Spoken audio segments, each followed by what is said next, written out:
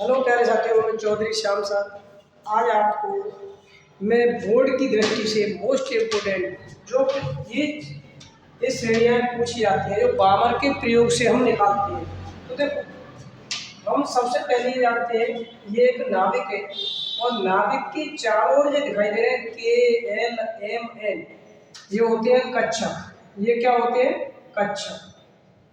ठीक है ना। जब कोई इलेक्ट्रॉन एक कक्षक से दूसरे कक्षक में जाता है तो इसका मतलब, उसका कहने का मतलब होता है वो संक्रमण करता है। क्या करता है?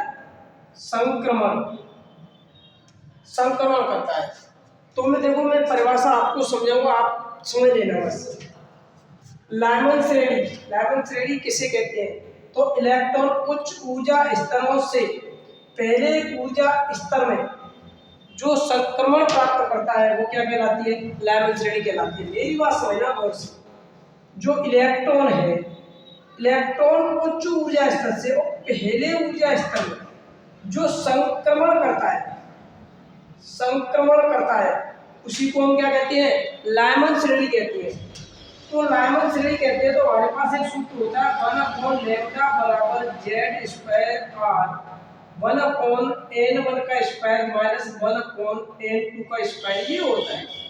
तो जब श्रेणी पहली की बात हो रही है तो N1 बराबर हो जाएगा 1, तो N2 बराबर हो सकता है 2, 3, 4, 5, 6, कुछ भी हो सकता है। तो यहाँ हमने सूत्र को बनाया। लाइमन श्रेणी क्या कह रही है? उच्च ऊर्जा स्तर को पाकर पहले ऊर्जा स्तर में जो संक्रमण करता है उसी को क्या कहते हैं? हम लाइमन श्रेणी कहते हैं। तो लाइमन श्रेणी के लिए हमने N बराबर कितना रख दिया? 1 का स्क्वायर। N2 की जगह कुछ भी रख सकते तो N2 का स्क्वायर, ये हो गई लाइमन श्रेणी। अब देखो, कक्षक हम दूसरे की बात करते हैं L की, और L को क्या कहते हैं? हम दूसरा ऊर्जा स्तर। L का मतलब क्या हो गया? दूसरा ऊर्जा स्तर। तो अब परिभाषा बनाते हैं बामरी। देखो बामरी, इलेक्ट्रॉन उच्च ऊर्जा स्तरों से द्वितीय ऊर्जा स्तर में संक्रमण करते हैं। इलेक्ट्रॉन उच्च ऊर्जा स्तर से द्वितीय ऊर्जा स्तर में संक्रमण करते हैं, वह श्रेणी क्या कहलाती है? बामर श्रेणी कहलाती है। और बामर श्रेणी के लिए N1 की वैल्यू 2 होगी और N2 की वैल्यू 3, 4, 5, 6, 10 कुछ भी हो सकती है।